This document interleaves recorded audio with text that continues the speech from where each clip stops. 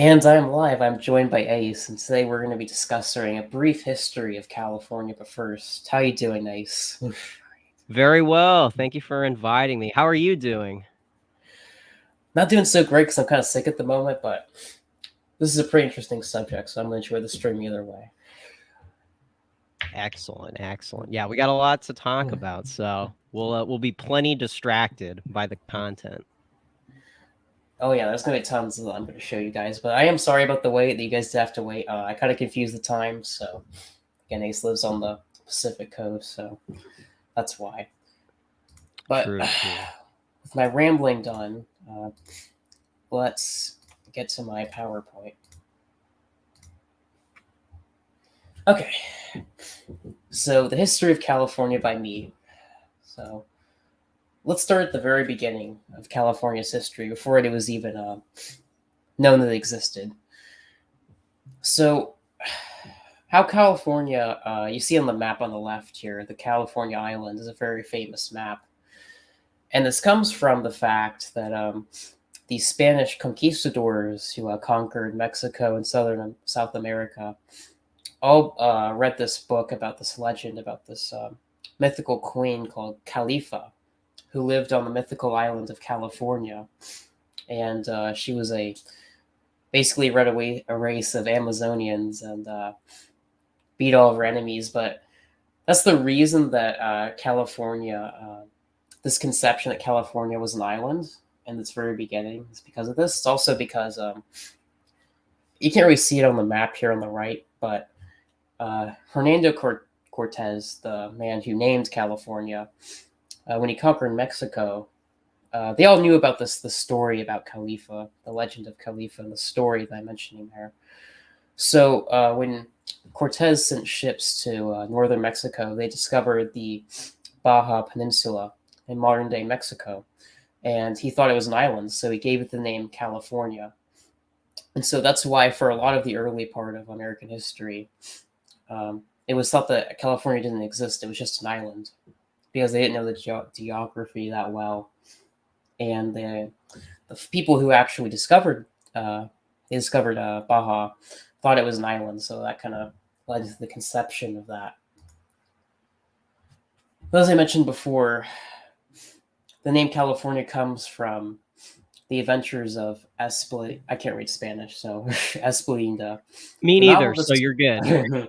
yeah, the novel described the island of California as being east of the Indies, close to the terrestrial paradise, referring to the Garden of Eden in the Bible, and ruled by Queen Khalifa, a black Amazonian who had a race of only women supposedly on this island.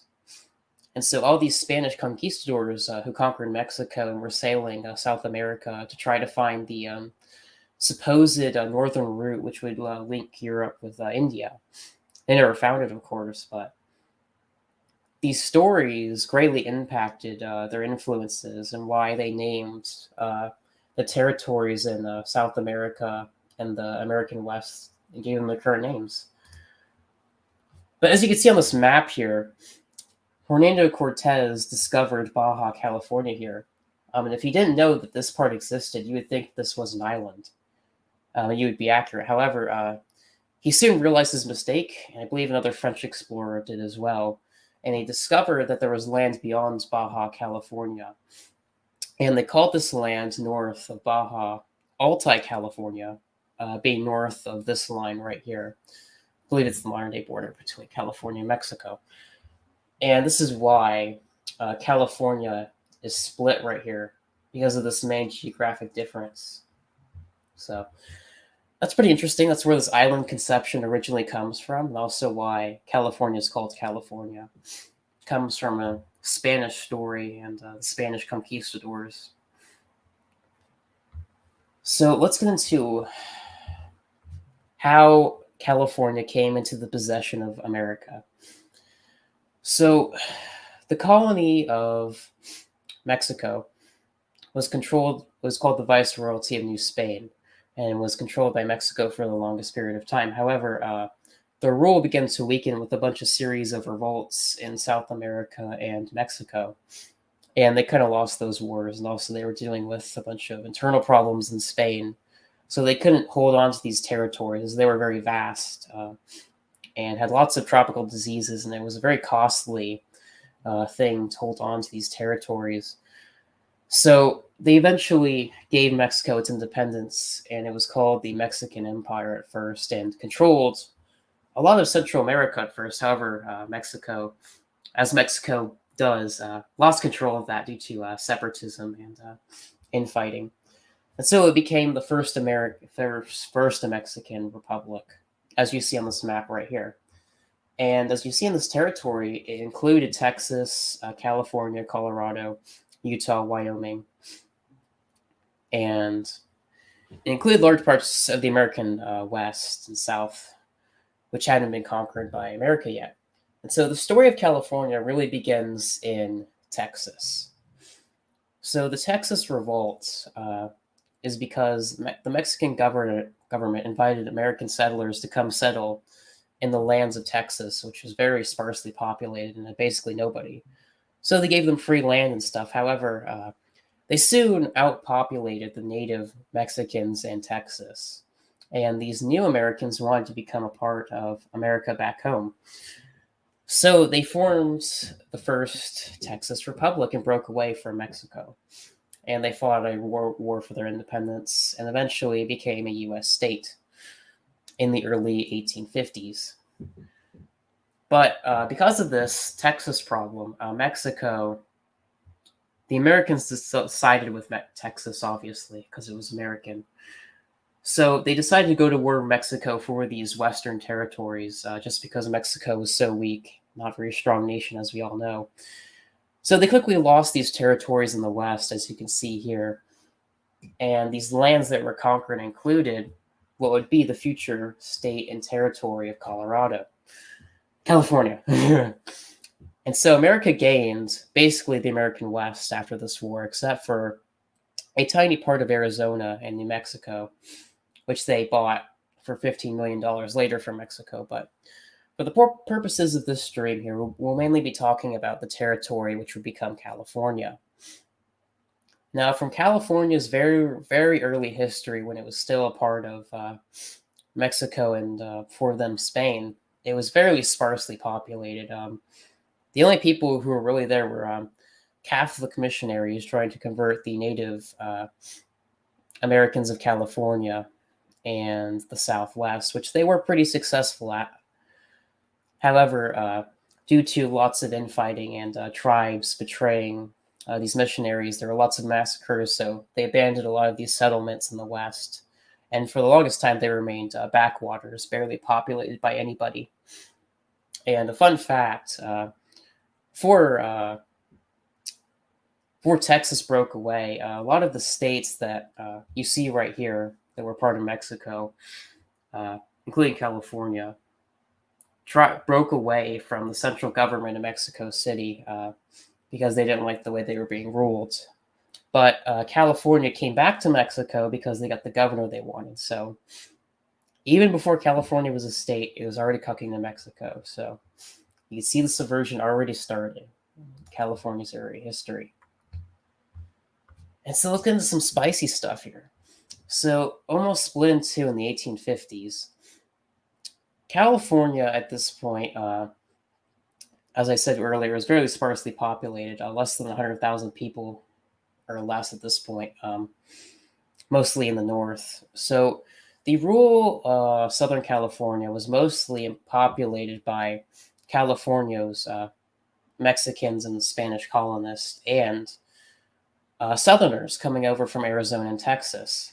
And these people, who were mostly rural and owned slaves in Southern California and their vast ranches, didn't like the way they were being governed by Northern California, which at the time was way more urban in comparison to Southern California and was way more liberal. And so they obviously didn't like that. And so the movement to split the state of California was led by State Senator Andros Pico, an influential Californio who owned vast amounts of ranches in Los Angeles and other parts of Southern California. And Unlike a bunch of other movements to break up states, this was successful. It was even signed by the governor of California, and it almost would have become a state. However, you need to send this to Washington, D.C. to get permission to do this. And at the time, D.C. was embroiled in the American Civil War, so this basically was put on the backwater and never regained momentum again. And as you're going to see later, the original people of what would have been the state of Colorado were essentially replaced by Northern immigrants and Yankees. So before that, though, we have the rise of California. And the rise of this territory, which again was very sparsely populated and is extremely far away from the original 13 colonies, was when gold was discovered in Northern California. And this triggered a massive wave of miners to come west. Again, many epics about the Oregon Trail and such, but this journey took 6 months and was extremely dangerous. But the original people who got there became rich, as these vast gold fields were pretty much unpicked at this point. And so, unlike the later miners who had come to California and boost its population, they basically missed out at their chance. And basically, the people who sold supplies to the miners in San Francisco and Sacramento are the ones who became rich, selling those stuff to find gold, which at that point was pretty much picked over. However, at this point, California was on the map, and it went from being a backwater to start being an influential semi-state, is the way I'll put it. And so, statehood. The Compromise of 1850 also included that California would become a free state. And you need to understand that this is also why Southern California did not want to be a part of Northern California, because their politics were very different at the time. As I mentioned, the South was very conservative and rural compared to the urban North. So they had somewhat Southern sympathies, but after the war, that was pretty much crushed because their population was just way too small to actually successfully rebel. And federal troops from San Francisco quickly rushed down to secure Los Angeles and San Diego, putting down any hopes that Southern California would join the CIS in any meaningful way. But the year 1850 was a milestone because the new state of California was added. And now we get to the event that changed California forever. As I mentioned before, even with the miners who came in, California's population was only 300,000. However, with the completion of the Transcontinental Railroad, completed in 1869, what originally took 6 months to get to California now took 6 days and forever changed the demographic makeup of the American West, including California. And so now a bunch of people could just rush over to the vast lands of the West for little risk, essentially, compared to what you had to do before, which was travel in a wagon for 6 months, including many perils such as crossing major rivers and the Rocky Mountain Range. So essentially, this changed the demographic makeup of Southern California, basically making it a mismatch of northern states and a small minority of the original Southerners and Californios who made up the majority in the region. But after this point, they would forever be essentially disappeared. They would be replaced. As we can see right here, California went from being a metaphorical island, as we said in the beginning. California was thought to be a legendary island, but it was a metaphorical island for much of its early history. Thanks again to the vast territory separating it from the original 13 colonies. However, as soon as this railroad was completed that linked San Francisco and the eastern seaboard and Sacramento, that sped up the immigration of people, as we can see on the census right here. In 1860, the population was 380,000. And then as soon as this was completed, it went to almost 500,000, and it just kept growing from there. And essentially, these people would form the backbone of what we could call classical Californians or New Californians, who made up the majority from 1920 to 1990 ish. And so let's get into why California, regardless of the railroad and the lands out west, was destined to be a populous state. Number one, the climate.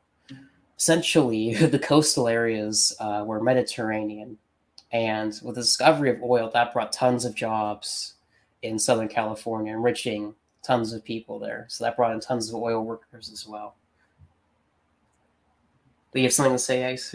Yes, of course, of course. Well, I'm glad you mentioned it because, doing some research for California to prep for this, I think it's very helpful to check out like New York and Chicago as like a reference point, because up until, like you said, the 1850s, it kind of looked like those were going to be the major cities for America. I mean, if you were to hedge your bets. And so the fact that California eventually served the same function as New York for better instead of worse at this time. And that's the thing. Today, it's not fair to see the cities represent the state because you have a lot of Southern history, like you said, the Southern versus the Northern parts of California. That's a proper dichotomy. And I think a lot of people take that for granted and just lump it all as one big state. I think the Central Valley represents this, more so today. Anywhere outside the major cities is not totally corrupted by the urbanite influence. And that standard of looking at the cities to tell how the state is doing, I think it was appropriate back then because California was, as you said, an industry stronghold and the cities were having a positive influence. So, you look at the cities today to show how it's declined. Back then, you could look at the cities and see how well it's doing because it was, a manufacturing hub. Well, not only was it the manufacturing hub, it produced lots of oil in Southern California, which is why, for the majority of its history, Southern California was fairly conservative up until the 1990s and 80s. Before then, it was fairly conservative because, again, people don't realize this, but California is an oil state. But because, again, the policies of Sacramento, that's basically been stopped. And so that's why you really don't see any oil drilling for the most part. That's why California's oil production has dropped since the early 1900s. That's right. And we'll get into more of that in detail in a sec here. So And so let's talk about after this wave of immigration, these new people coming in the city of Los Angeles County, this would lead to the birth of Hollywood, essentially the birth of film industry and entertainment. And so I'll let Ace take away on this one. Thank you, Mr. Populous. Well, yes. Now, some people may call for my head this idea that Hollywood used to be based, Hollywood used to be our guys. But you look at some of the characters that were in executive positions, and you wouldn't really be that far from the truth. I mean, first and foremost, okay, I guess this is the 1920s. So, well, I just want to say, the angle with California is because it's a Hollywood hub, there's a lot of noir at this time, and it's very important to bring up the Great Depression around this time frame and I'm citing James Elroy as a source. I think he gives an appropriate account of the city, Los Angeles specifically. But I think it'd be more accurate to see LA maybe in the 40s as a response to the Great Depression. During World War II, Hollywood contributed their effort in the war mandate by making propaganda films and assume that the American audience that they were, or assure rather, the American audience that they were on the winning side. And so juxtapose that with the noir films from the early 20th century, you can see the real status of the cities and maybe the nation more broadly. We go from the pep rally cheerleading for war to dark tales about American decadence back to back.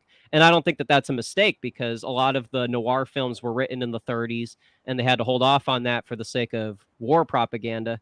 And so you can imagine from a Soviet perspective looking at America, if they produced noir films during the time that they were written, before or during the war, that could make the US look like they're falling apart. And, when, of course, I have to say this, when Elvis went to West Germany, Soviets said similar things. Here is proof that This is what the Americans are coming up with at that time.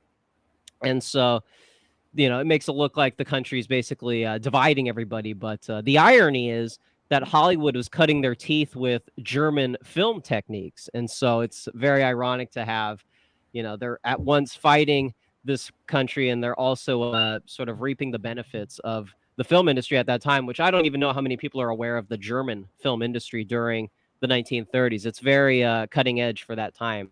Before that, you just had Birth of a Nation, Gone with the Wind.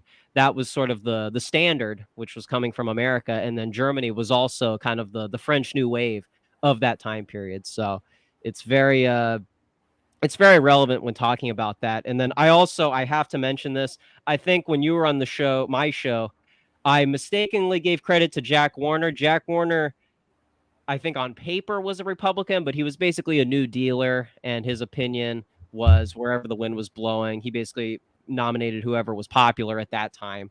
So I think the credit, I also mentioned this person, but he deserves the credit more so. William Hayes, who was a Republican back when that meant something. He was the Postmaster General during the Warren G. Harding admin and then president of MPAA. So you can already see the relationship between government and media in the 20th century.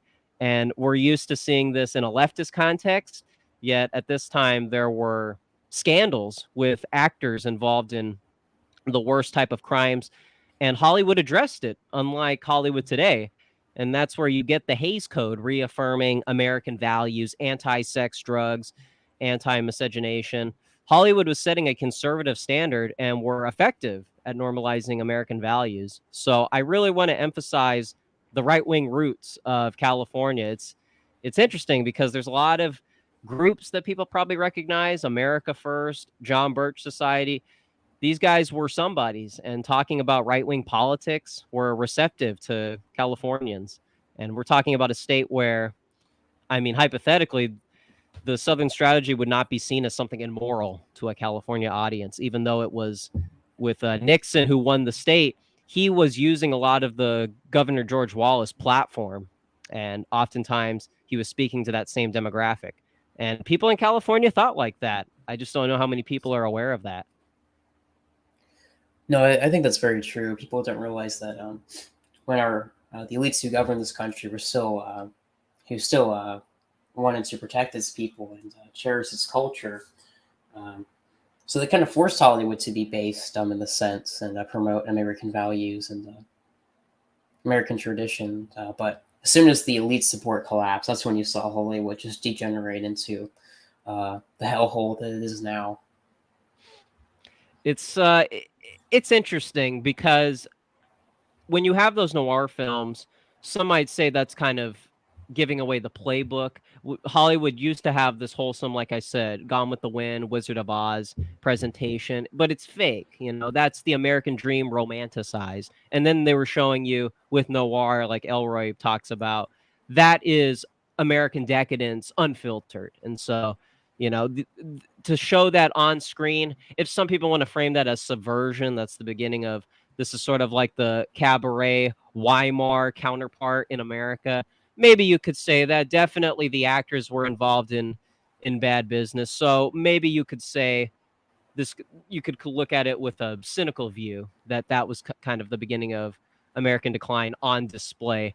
But it is kind of interesting that you have a lot of tropes from the historic American nation kind of coming to light in a more like realist fashion. So that's why I say it's an interesting topic, noir. It really gets into the psyche of the American population. No, it really captures like the mood of the 1920s, like just this boom from World War One, essentially economic growth, due to the fact that America was not hit by World War One in any meaningful way, and so it got to profit by selling weapons and other things to Europe, which it was vastly disrepaired due to the war. And so that led to the height of the economy in the 20s, the early 20s, and just this mood that anything could be achieved. The American spirit was very well and alive back then. Yeah, it was. All right, let's move on to the heights of the Golden State. That's right. That's right. Well, okay. I know that this is Eisenhower days, but Mhm. you know, we got Nixon in the vice president seat, so this is relevant. I want to emphasize there's also a massive shift before and after Nixon. Of course, our favorite 20th century president gets brought up a lot because arguably that's the last authentic person who got in the White House, got cheated in 1960, and then rallied his Catholic Protestant coalition using California as a stronghold. And so at this time, you get a lot of the well, I mean, I guess I'm getting ahead of myself. You know, in the 50s here, you get a lot of the surfers, and then kind of the modern iteration of that is sort of the punks from Orange County.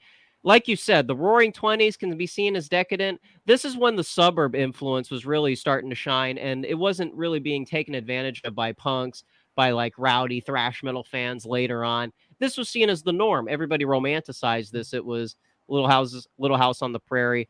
They enjoyed this kind of quiet living, and it was done in California in those suburbs. People kind of look at cynically now because the hippies have hijacked the narrative, but yeah, it's very appropriate to show this stuff. And maybe if you check out David Hoffman's YouTube channel, there are a lot of people who thought that this was normal because it was. It was kind of the flip side of the noir. It was liking the romantic vision that Hollywood was presenting before the 40s. And so I see that as, like you said, the heights.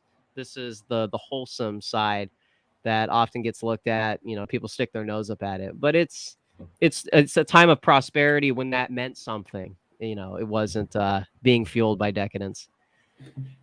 No, and you saw in this era the growth of suburbs like Orange County, uh, the suburbs of San Francisco really grew during this era, and they kind of reached their height.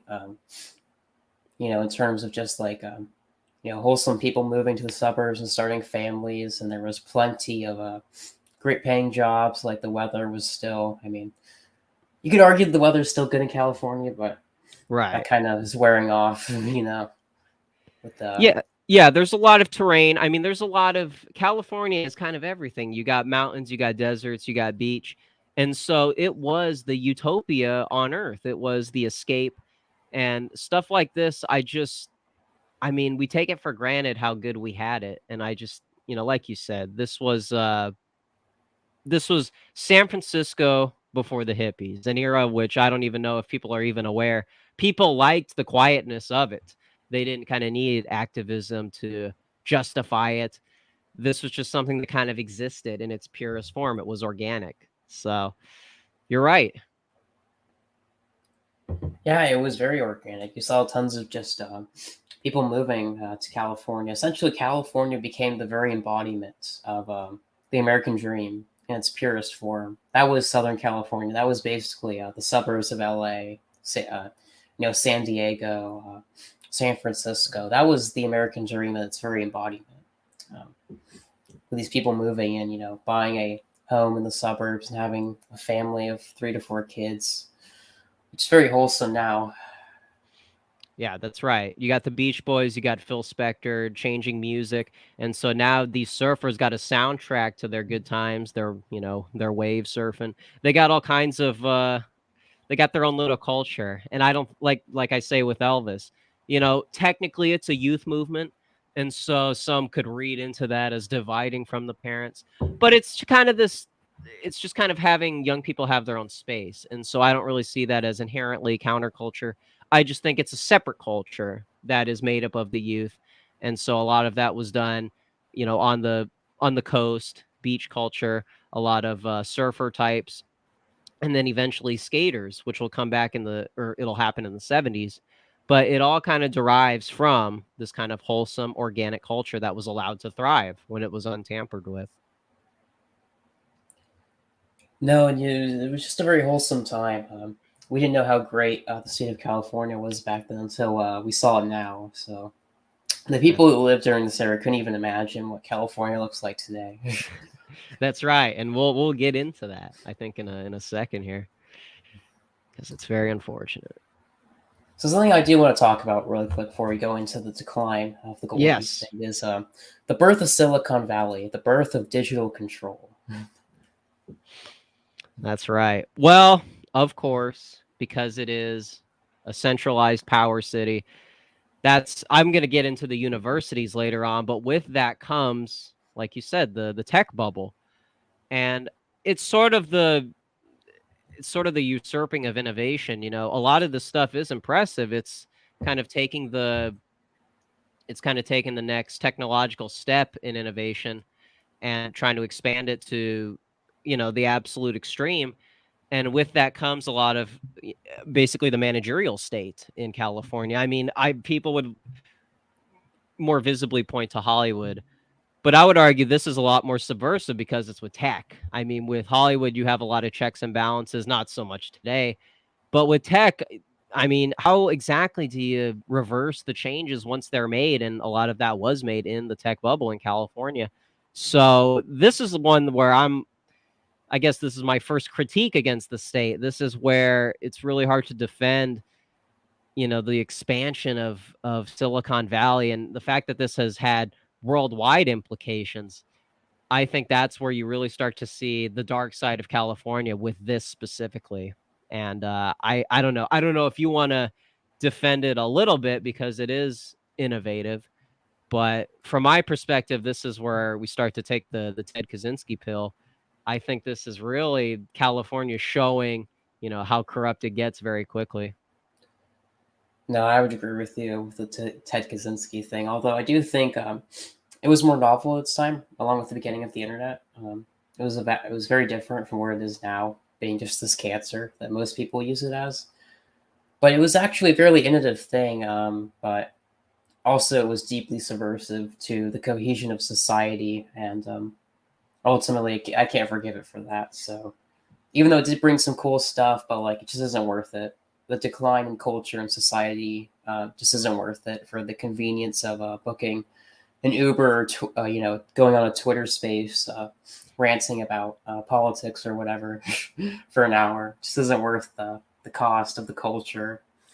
And this is also where, the innovators are way in over their heads. They take for granted the history of California and the organic roots of it. They think that they can share that, as people in AA sphere talk about the somewheres versus anywheres. The somewheres have the means to create something that binds everybody together, and in doing so you destroy the somewheres, and so we all become desensitized to this monolithic culture, trying to connect California to the world when it's just supposed to stay in this isolated state. So it's very unfortunate that, like you said, like with a lot of things we talk about, good idea. I mean, not even a good idea, but sort of this childish ambition to bring California to the world. And in doing so, you squander its organic roots and you create this caricature where everybody thinks it's just this hippie valley girl aesthetic without any of the wholesome Little House of the Prairie. So yeah, just like you said, it's that's the corruption. That's when we start to get into the modern state of California. No, I think this was definitely a very large part for the reason why California went the direction it did, along with illegal immigration. But I think this had a fundamental just effect on society as a whole, not just California, and possibly the whole world. This right here. Right, and that's a pattern with California. It has trends and it exports culture. Some of it is nationwide, some of it is worldwide. This is an example I think would qualify as worldwide. And once we get into the hippies, that is ideology going worldwide. So we'll get into that in a bit. All right, I think we will. So the decline, Ah, sad as yes. it is to say, the decline of the Golden State, and I put this around the 1980s, 1990s, depends on where you start it, to today. The collapse in living standards and opportunities for the middle class have declined precipitously with the rise of drug addicts, homeless people, out of control home prices, wildfires, and droughts, which are plaguing the Central Valley in Southern California, especially hard. Yes. Now, like I said earlier, there's a massive shift after Nixon. And I know a lot of young people who are receptive to right wing talking points. They kind of look at it in a red team versus blue team dynamic. And like we said earlier, all that centralized power is translated into a neoliberal framework. And that's when Clinton declares California as a blue state somewhere in the 90s. And there's missing context there because even though Reagan won the election, he ushered in this fusionist movement. And so it's not the same, it's the same voters as that voted for Nixon, plus all of this baggage. And we can look at Mel Bradford as an example of someone who got exiled because he wouldn't play ball with the neoliberal side of the conservative movement. And you could also call this the neocon movement too. This is when it becomes a lot more visible in the Reagan admin. And a lot of this is from California because, of course, you know, even though, Law and Order was just a movie that Ronald Reagan made. That wasn't exactly his campaign slogan. But he is somebody who, it's kind of the perfect California caricature. He's this drugstore cowboy, looks the part, talks the talk. But as you see right here, and because he ushered in that 1986 immigration bill, we can see that he is responsible for California in its current state. A lot of people like to blame Gavin Newsom, but I see him as someone like him is inevitable. He's going to usher in this broken system that it's become.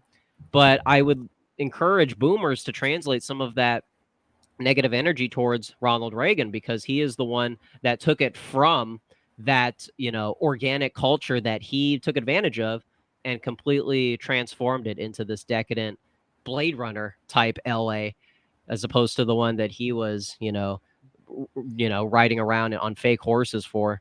So that's sort of the ultimate irony is, and also you want to really read into this aspect. Reagan isn't even from California, so he's like an outsider, a foreign influence that gets into the machine and then kind of redoes the paint job and now redefines California in this post-civil rights era.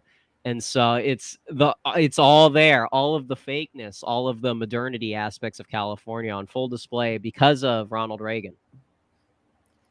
Yeah, it's pretty sad to see what he did to the state. I mean, just like a year before him, I mean, it was a fairly conservative state. I mean, don't forget that from after FDR's administration to 1988, California was a red state, except for one election. So we need to keep this in mind that, as we said before, it was a lot more wholesome culture. And again, it didn't have this degenerate aspect of Hollywood and the out of control film industry and just open drug addicts in Hollywood and San Francisco. This wouldn't have been tolerated as much during the Nixon administration and others. I mean, this open decline just would have been managed a lot better than this now. But now it's inevitable with the system that Reagan ushered in. And unfortunately for the Golden State, that's had devastating consequences.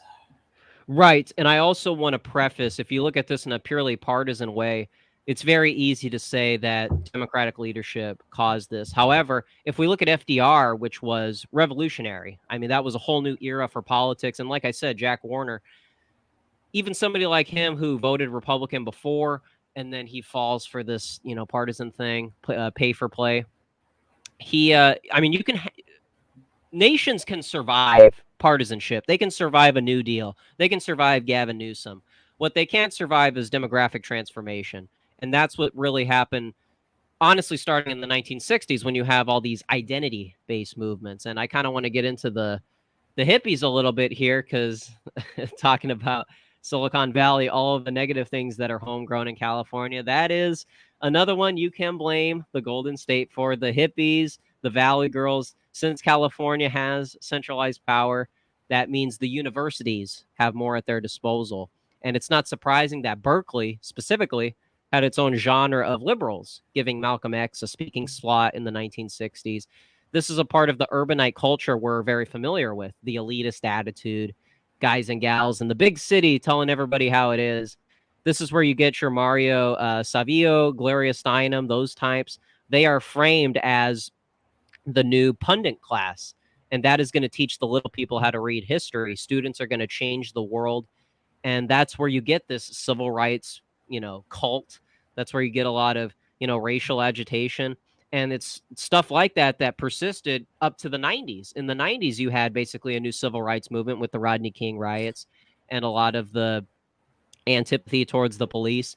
I mean, it's basically the 1960s redo. And you had Pat Buchanan as running for president talking about that dynamic. He was also in the Nixon admin. And so all of this stuff does have roots in California. some of the riots that were happening in LA. That's what we saw in 2020. So California, I think, is very important when making sense of American politics. That's where a lot of the trends can be found. Yeah, it's essentially America's cultural factory, essentially, as what I would call it, the cultural factory.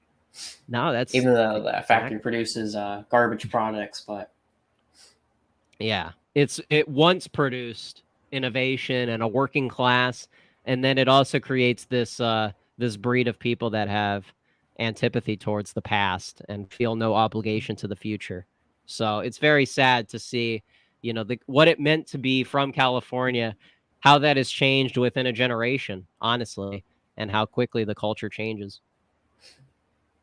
yeah, the sheer like drastic change, as I have here on screen, California's voting history from 1940 to Mm. 2016 here, and as we can see, after FDR, which is right here, California is a red state for a lot of its history, except for one time Yeah, during Barry Goldwater. that's right. No, it's I think the Democrats, they won like 19 elections. But I mean, it just goes to show you that, and that's just looking at it in a partisan way. But yeah, that northern versus southern dichotomy, that was real. And if you talk to people from California who, are not going along with the program, they are descendants of a lot of the people that were voting in this way. So it might be surprising from an outsider's perspective. It's easier for me because I'm from that state. But if you get in tune with some of the history, you'll notice some things that people don't talk about.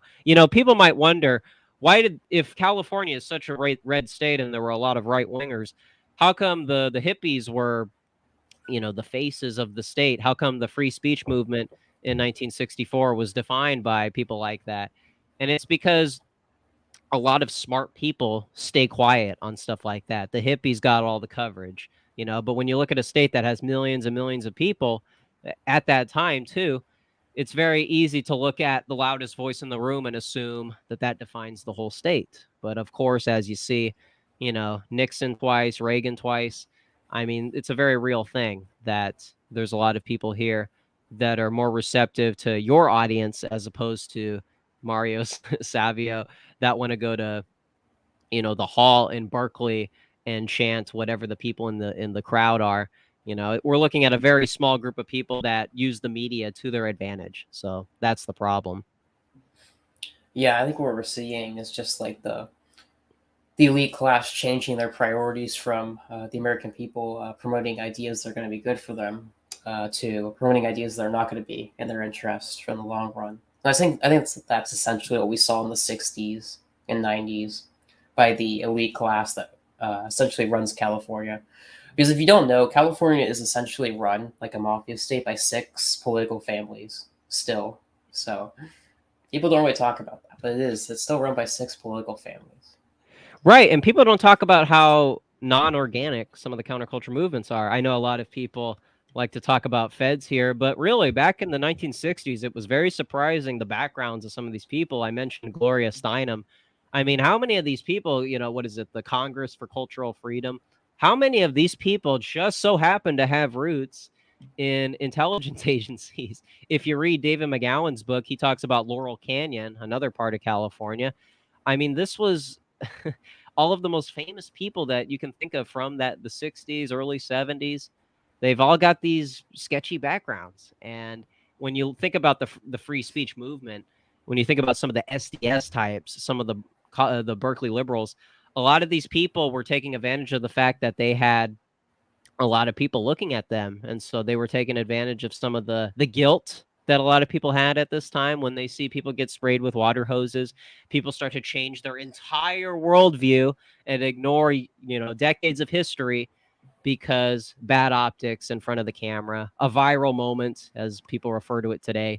So that's the whole thing. And we're starting to see the patterns. We're starting to connect some of the riots from 60s, 90s, 2020. It's all connected in a very strange way if people think about it.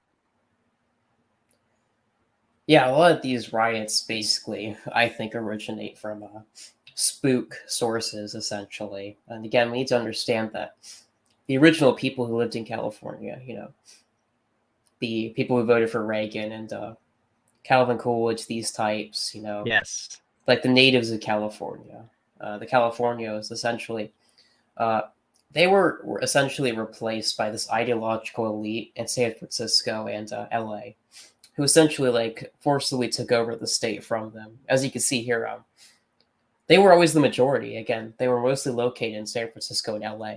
That was the extent of their area. However, after Reagan essentially installed the system that would destroy California, uh, that basically sealed the fate of the whole state as a whole. That's why a lot of these counties and SoCal are not red anymore. It's because of the vast demographic change, just the erasure of the original culture. Because people don't talk about this, but just the culture of Southern California, the Southern and California culture, which we talked about earlier, was just essentially erased from history by these new people and these liberals who told you that these people were racist, and essentially it's okay that you have to destroy their culture. That's the thing, and it's been wiped from the collective psyche because, yeah, if you know anything about the Bakersfield culture, there was a lot of country roots. You can hear a lot of the stuff that Elvis was inspired by, and you don't even hear about that because you look at California as a big city state, even though we're only talking about, so many miles in this giant, basically country-sized state. And so, yeah, you to totally ignore that stuff is ignorant. I mean, we're talking about a state that has a lot of Southern roots, and just because you don't hear about it doesn't mean it's not there. But yeah, Now we can't forget that California gave George Wallace, I believe, 8.7% of the vote. that's Still, right. So that's the thing. It's like, what kind of history do people want to believe? If you want to think that California was always this liberal epicenter, then why did it take somebody like Mario and the free speech movement? Why are they speaking from the most privileged university, arguably, in that state? Why is everybody else so quiet on that issue? I don't think it's because they're being taken hostage. I think it's because a lot of it is false. A lot of people in California were doing just fine until these agitators came and started talking people into thinking they need to talk about civil rights, whatever that even means, and start looking at Brown versus Board of Education as some kind of a human rights, hill to talk about. I mean, it's just ridiculous. And you look into a lot of the socialist types, even a lot of the liberals at that time were pretty hesitant to talk about some of these SDS people.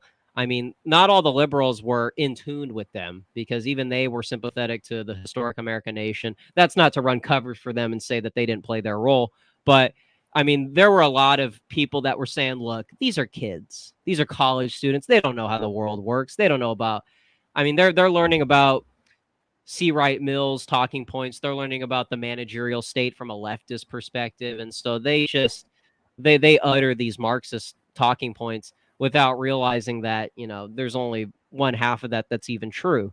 So it's pretty sad when both the left and the right both agreed that these free speech types weren't even really interested in free speech. They were just trying to create a coalition to rally against the principals and the executive boardman.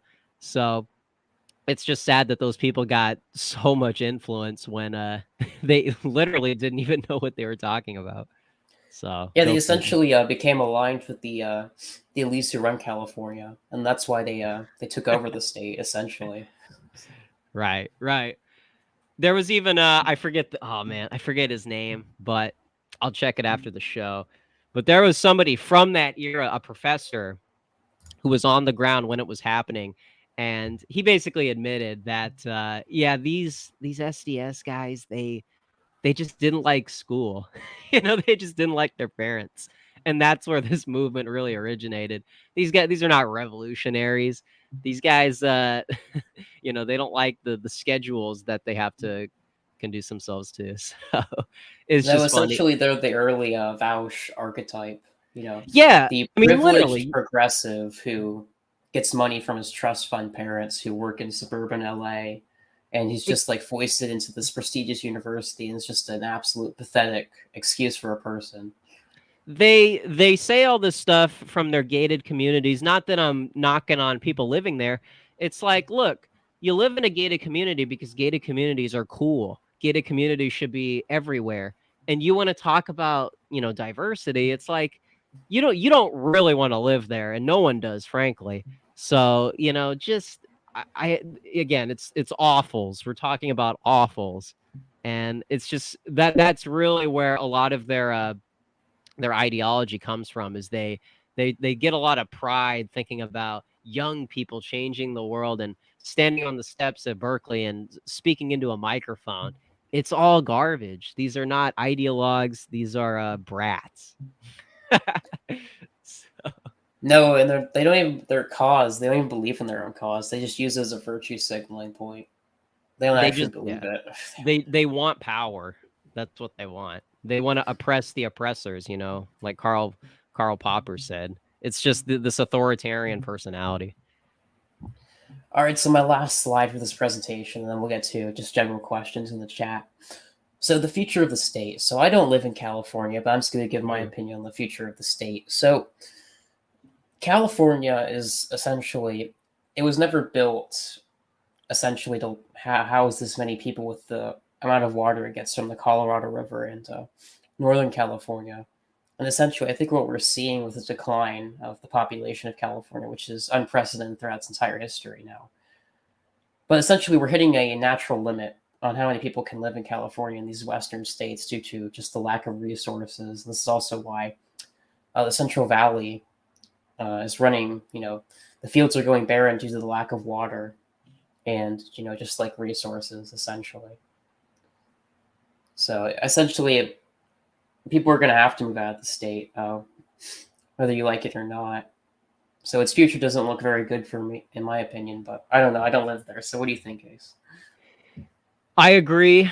I know that my short time spent campaigning in my local area, a lot of people are optimistic because, partisan politics is taking a stress on the American voter, and they're starting to see the error of their ways. Maybe everything they believed when they were in college about, liberal hegemony and the urbanite culture, maybe all of that is not going to lead us to a utopia.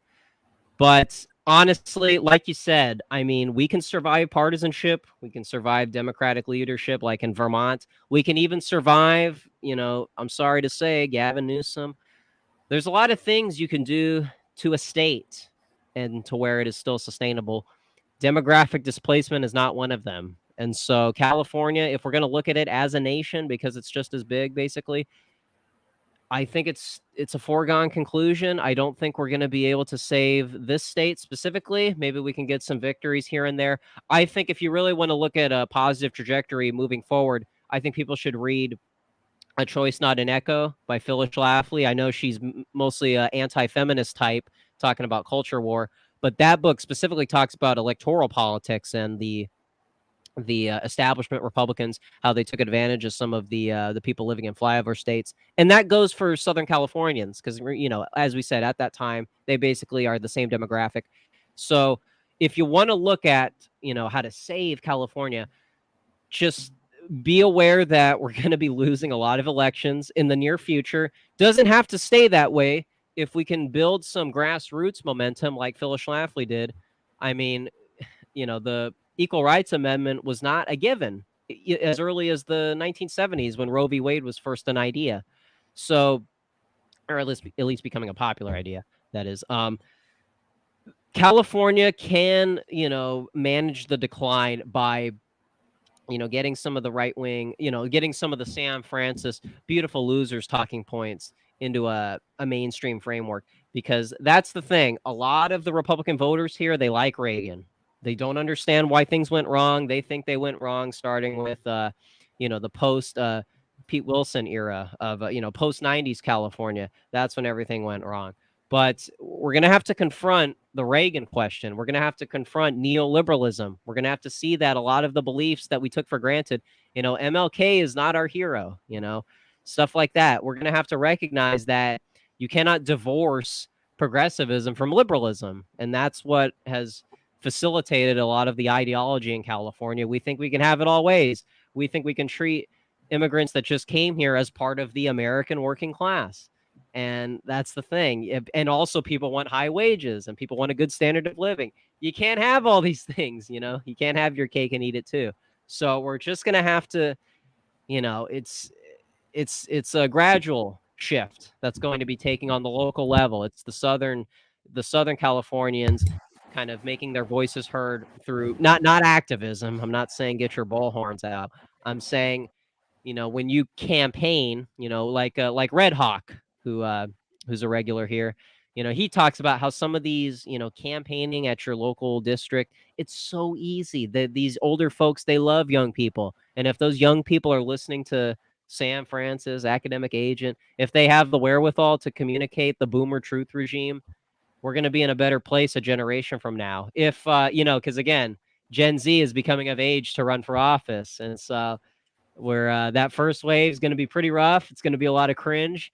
But if we can smarten up, you know, within a generation and sort of direct things in the, you know, in the digital age and kind of make some of these dissident opinions more palatable, then, you know, some of these Zoomers are going to be people like us, you know. I'm not saying we have to be the the the main people, you know, waving the flag, but we're going to be the competition to the Zoomers who are cringe that believe in all this civil rights stuff. So that's the thing. That's again, we're talking about like 50 years down the line. We're probably not going to live to see the victory, but we can definitely do our part. And I don't think that that's blackpilling. I don't think that's pessimistic. Why can't we reap the rewards when we have all the knowledge? I just don't. I think that's selfish. I think we can just be happy with what we have and what we can do. And I think that that's going to be done through grassroots, quiet work. So I've never heard somebody so optimistic about the future of the state, but I mean, let's hope so because it still is a very popular state, even though it's declining. But again, we still can't forget the immense amount of influence it still has, even its declining state. right. Cultural influence too, which matters a lot, especially in this country.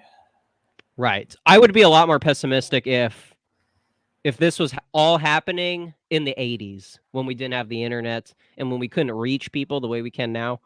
I think the word's getting out there and, you know, Gavin Newsom masquerading as an elite. I don't think he's totally to blame, but that kind of stuff I don't think is just going to convince people for long. And so that's where you kind of get a decentralized view of politics and people are able to infiltrate. And I mean, it's not even infiltrating. We have a right to participate in politics.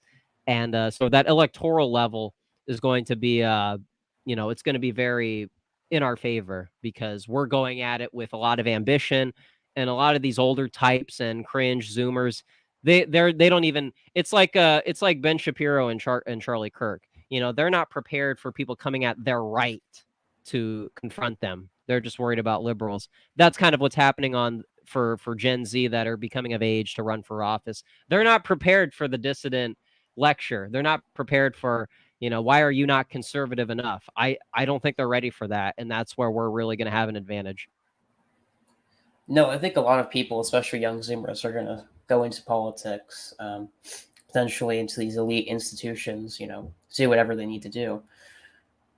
You know, a lot of these people have never heard of our ideas before. And so Right. they're seeing the decline of our country. And so they're going to be pretty open to seeing that liberalism has failed in all of its forms, even classical. So they're probably going to, we have to abandon the notion that we can be a liberal nation. No, you have to abandon the notion of liberalism entirely Right. in order And we to have to. stop these people from destroying your country, essentially. And so that will push a lot of them into our sphere. So I'm Right. pretty optimistic in that regard.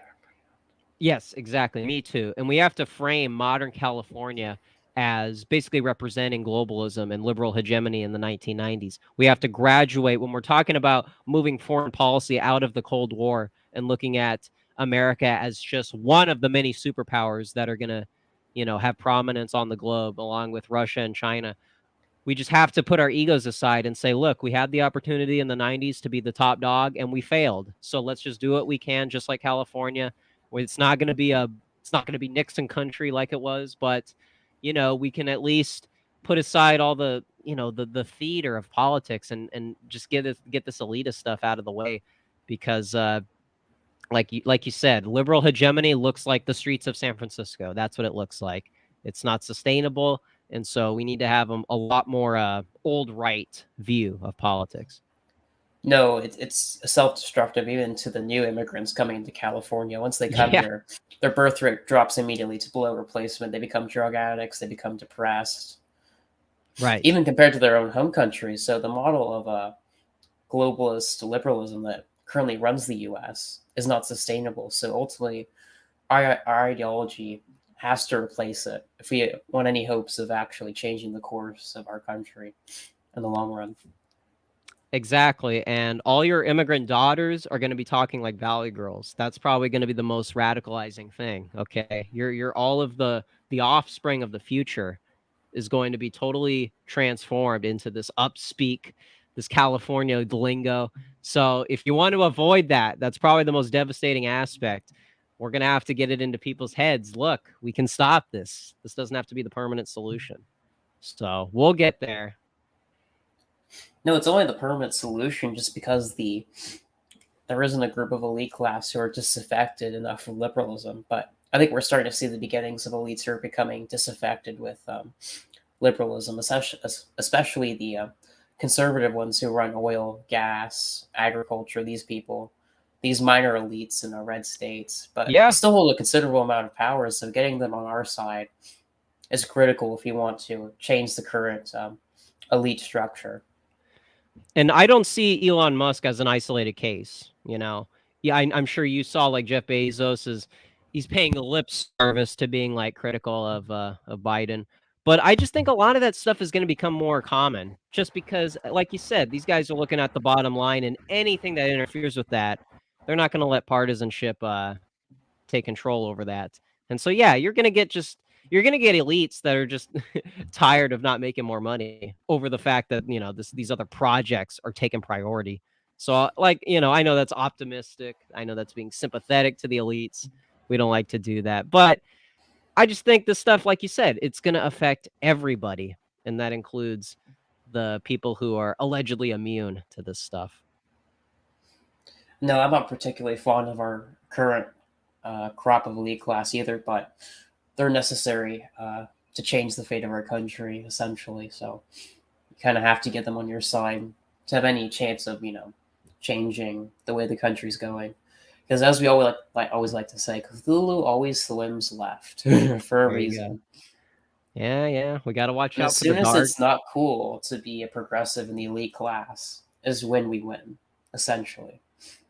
Which I think we're going to see inevitably because the current group of progressives, your Vouch, your Destiny types, are essentially just spineless hacks who are extremely degenerate. They're not actually, intellectual, interested in the ideas of what they actually believe or actually even live their principles. And that does matter to elites because, as much as I don't really, I'm not fond of them, but they are pretty culturally advanced and spiritual um, types of people. That's who the elite class are, fundamentally. But it's just in the wrong direction right now. That's the way I've heard Dave describe it. So we need to get them to see that that's not cool, that our movement is cool, essentially. Exactly. We need early 20th century elites. We need, even though Jack Warner was a new dealer, we need people who, are going to flip flop like that when the dissident right becomes palatable, when they become a voice to be reckoned with. And so, some of those early, William Hayes having all that influence, people that could get into the admin and can also get into the tech bubbles. I mean, we know how the elites operate. They sort of move around from industry to industry. If it's us or if it's someone who's listening to us, then the job becomes a lot more easier. So yeah, like you said, Dave's right. When you just present the current elites as this caricature, we want elites that like Elon Musk playing Deus Ex, that's we want things to move in that direction and kind of see these other ones as outdated, they're behind on the times. Yeah. Well, yeah, and their movement is ultimately going to lead to the destruction of mankind and not going to lead to the prospering of the future generations of people. I mean, ultimately, essentially, if you want to know what progressivism is going to ultimately look like, imagine the pod, metaverse with a furry suit. That's essentially progressivism, and its ultimate, the end of the road here, essentially. So they're going to see that that's not cool, and they don't really like that. It's not sustainable for humanity, essentially. So they're going to have to change their minds, and I think we're going to see this essentially because it's going to be they're going to see it as uncool. Number one, that's very important, and number two, they're going to see it as not viable anymore. They're going to see these people, these current elites, who govern us, these insane people who wear furry suits, literally, as just insane, degenerate people who need to be removed from power, from the university systems, academia, the State Department, big tech. And once they see them as just not fulfilling the ultimate goals of the prospering of humanity that will ultimately lead to their prospering as well, because they need people like us, because again, elites need to have people on their side. They can't just, have nobody on their side, the pleb class. They need some support. They need tacit support of the people. And ultimately, they're going to have to come back to our side. So That's right. An old elite renaissance. That's what we need, Maybe that's the move. Maybe make the elites nostalgic for their forefathers, This is what you used to do when you tried to rule over the world. And now, you're swimming in grease and you're fat. That needs to be the dichotomy. That's how we're going to force their hand. So I hear you. that might be successful, but either way, whether it's we get rid of them or they see their error of their ways, I do think that the current group of elite class is going to lose power. They're not going to maintain it ultimately because they're, as again I said before, progressive is not sustainable. It doesn't produce birth rates above replacement, and its culture produces death and misery for its people that are under its hegemony. So Yeah, we will see. We will see. all right, but let's read some comments in the chat Yo, let's go. before I head out here. Spindley says, I hated LA, but quite liked San Diego as a tourist. Well, I've never been to California, so I really can't give you an opinion, although I've heard San Diego has really good weather, but I can't verify. Here we go. Here, since we're in frame here, we can have our guy. All right. All right. What else we got in here? Vingel, thank you for stopping by. I see yeah, we're yeah, that's the thing, Mr. Yarvin. It's difficult. A lot of people have kind of put all their eggs in his basket, so it is difficult. We of course we take everything with a grain of salt. But yeah. We'll I think over time we're going to sort of sharpen our elite theory perspective. Maybe a little more Pareto and a little less Moldbug. Maybe that's the way forward. Yeah, getting rid of the subversive element that Boldbug brings, even though he does have good ideas, I will say that, but ultimately at this point, he's kind of a declining force, intellectually, he's not producing new ideas. Just like you said with the elites, they're not producing new ideas. They've peaked. They've served their role. And so now it's time for someone else to step up. So, yeah, I think that's the cycle of these things. So maybe the elites will catch wind of that. Minoan says there was a lot of worry before Reagan got into office that his Hollywood roots would cause problems. Many have forgotten this. Yeah. Well, that's the thing. And Thomas talks about this too. Reagan was not just some guy like Arnold, Governor Arnold, who first got into Hollywood, became a box office success, and then decided to get into politics. I think Reagan was somebody who always had his eyes. He always networked himself into a bunch of different spheres. And so by the time he thought about getting into politics, he already had a lot at his advantage. So that's the thing. The people like Reagan, these are not organic people, even if they're I think he's from like Indiana or something. These people are not like you. They got their eye on the ball, and these are people that are not in good company. And so that's the thing. Reagan, that's why he is so dangerous, is because he puts on the front like he's one of us. And so you're arguing with a boomer. No. He is trying to divide us. That's the meme. But I mean, it's true. It's the stone toss memes where, you can't help the older people. They just love the truth regime too much. No, and we really need to change that. Mingle says Jay Dyer talked about McCall back in his Myth 20C podcast. So Yeah, Dave McGowan, I think it's Weird Tales from Laurel Canyon, something along those lines. He gets into the more of the pop culture figures who had connections to the CIA intelligence agencies. And yeah, Jay Dyer, he's orthodox. It is what it is. But yeah, he seems really interested in Hollywood. So maybe that was his red pill. But that's interesting that he's kind of interested on that issue. no, he definitely has some good movie breakdowns, especially Eyes Wide Shut, which is a very That good breakdown. that's wild. So I'm not sure if I'm pronouncing your name right, but Nomnus says Uh-oh. Sacramento had heavy aeronautical manufacturing. Aeronautical. Well, I didn't know that, but Yeah, I'm not too privy to all the specific manufacturing achievements. But yeah, you look at California during its peak. I mean, it's like Detroit in its heyday, and especially since it's a bigger place, like you would expect that from California. It would be the counterpart, the West Coast counterpart to New York. And so, yeah, obviously today we're not producing a whole lot. But again, there was a time. no, and you guys used to produce oil too, so that's probably why. SoCal was very based as well. Oil workers tend to be insanely right wing for a reason, of course. So Minoan says, I'm an Okie from Mesquite. Uh-oh. Mesquite. Okay, that's interesting. Namna says Gavin is giving us $350. Hail Blue Caesar. Well, I'm gonna have to disagree with that because he's pretty cringe, but Yeah, that's the thing, if Gavin's gonna give me free money, might have to flip-flop on my voting record. Who knows? But yeah. Bingle says left and right does not concern Cthulhu. He exists in a I can't say that word, sorry. Space. Never believe a word mold bread says. Yeah, we're skeptical. We understand his utility, and I think a lot of people are starting to come around to the fact that, we can pick up the stuff that he promotes, but obviously these ideas don't originate with him. He's looking at, like we said, elite theorists, Thomas Carlyle.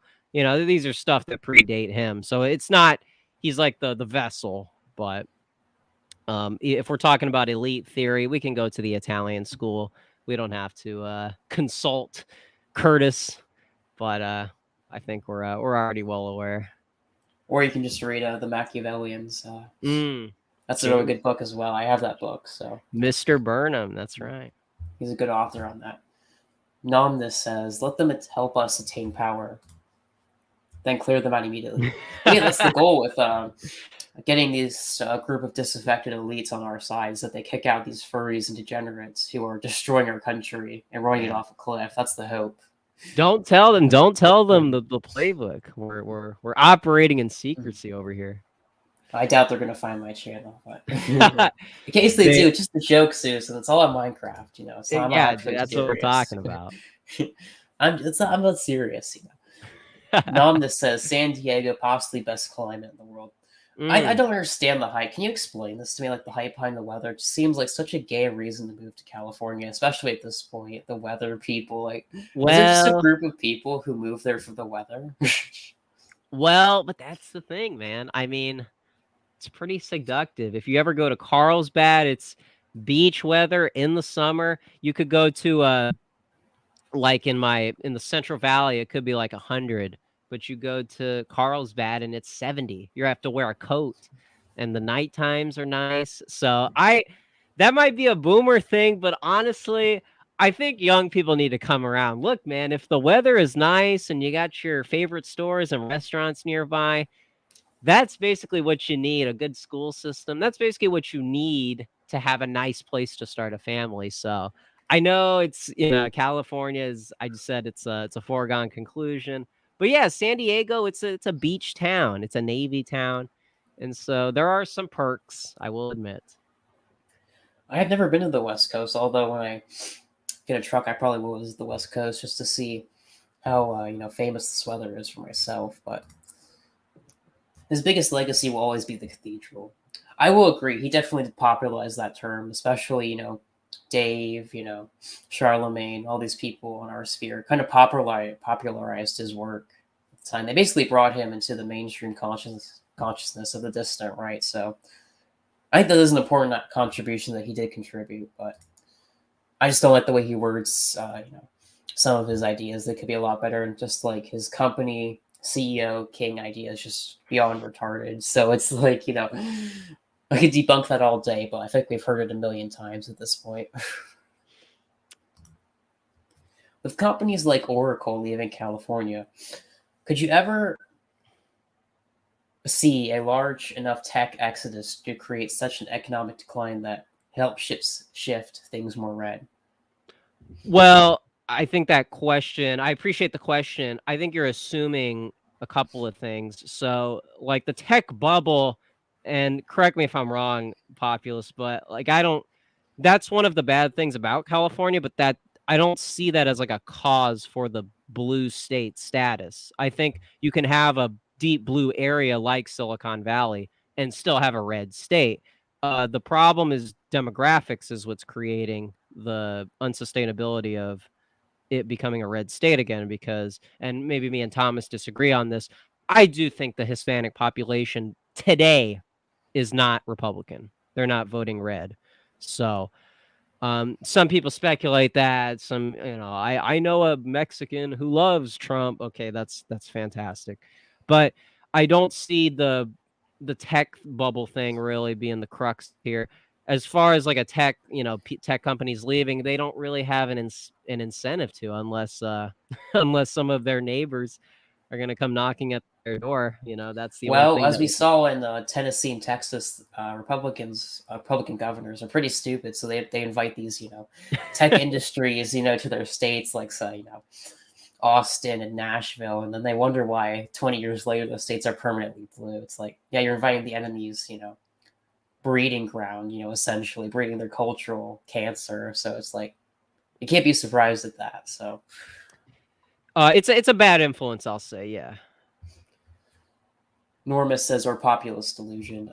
Great Of job course. by A. I haven't read it, but I probably will get that book to read it.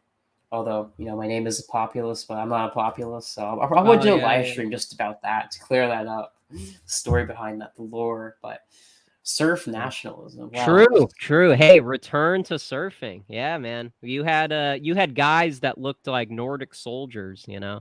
You had your long blonde-haired what's his name? Sean Penn in Fast Times. You have that archetype, that surfer bro. I know people mock it and it basically overlaps with stoner culture, but hey, look, it's look, that was like your noble savage of California. That was your childish ambition. That was your Dale Cooper from Twin Peaks. That was your guy who wasn't interested in politics because politics was this elitist thing that people didn't care about. Back when you could live in a time where you didn't have to worry about politics. So surf nationalism, I'm on board. Hang loose, as they say. I wouldn't know, but I come from Florida, so we kind of have a similar culture, although not to the Ah, same yeah. extent. But we still have a beach culture. I mean, I would be curious what the difference is. The beach culture, West Coast and East Coast. What is the real? I would argue we started it, I would say it's ours. So, but then again, Florida was settled, prior to. So, I don't know. I don't really know the answer to that. I don't know. Maybe I'll do an episode about that. It could be an interesting discussion. But Norma says it's more cultural downstream from blue elites' political control. Um, Yeah. Yeah, I think we agree with that. I well, mean, yeah, also, oh, if you don't mind, I was just going to say, like, the hippies influencing how people perceive, civil rights law, that could technically be interpreted as top to or bottom to top. But if we agree that like the hippies are not an organic movement and it was always an elitist, op, then yeah, I mean, really, it's like culture is downstream from law, and so if you want to speculate about the origins of that. But yeah, I mean, obviously, people at the bottom are not wielding control the way that liberals talk about. The revolution does not start with people picking up picket signs and waving flags and waving air horns or talking into air horns. It's just, all this stuff is not organic. So That's the thing. No, it's an elite movement. It comes from the universities, the State Department. You know, Yeah. it Yeah. doesn't come from the people. They just use them as a prop, essentially, to Right. obfuscate where it actually comes from. It's Lenin's useful idiots. Yeah, the foot soldiers. Yeah, that's also what mass immigration helps them do. Importing Yeah, lots of them. But again, so did the colleges. That helps them too. The that's right, brainwashing of man. young people. Learning about Berkeley. I mean, even if you don't want to learn about California, Berkeley campus. I mean, when you look at the free speech movement, Mario Savio, and the violence at the 1968 Democratic National Convention, there is your looking at America in the future. There's all the same emotions and topics on display. All right, well, I think that was our final chat for today. Well, I think we can gather from this discussion that California was not always the cringe, gay state that it is today. It was True. once a very based, very American and even southern, state with a few, native Spanish and Mexican settlers in the South. But the history of Southern California is fairly interesting, especially its early history. I recommend you look that up. Very fascinating if you have the time. But with that being said, Ace, was there anything you'd like to show before we head out? Oh, of course, of course. Yeah, you can follow me on Twitter at Aaron Ryder with a W, Ryder AC. You can check me out on YouTube at Loud Sound Epicenter. You can just search that in the YouTube search. And then my Substack that I've been neglecting, I wrote something about Zoomers and some of their proto culture over on Aaron Cummings. What is it? Substack. I forget the exact URL, but yeah, you can find that on my Twitter also. And yeah, I'm very thankful you brought me on, American Populist. Thank you for giving me the time of day. I appreciate it, man. You're a good time. Okay, sorry, you're cutting out a little bit. So, Oh, excuse me. Can you hear me now? okay, now you're back. Sorry, yeah, you're cutting out for a Okay, second. But let me bring awesome. up one last comment that Nominalist says. Basically, the California one is the one Luna Del Rey sings about. True, real, Anything real. would be an improvement from the hellhole that we have now. So, I mean, I would agree. But if you guys did Yes. enjoy this discussion about the history of California, and there's a lot we could have gone into about just like specific movements from the state because it is very influential in American history. But I think we went over the basics, how it got its name, the history of the Mexicans, and why it became the state it is today because of the weather and oil, essentially. So, if you did enjoy that discussion, please like and subscribe, as I am in a friendly rivalry with Jay Burden. So help me surpass him in subscribers, and have a good evening. Peace out.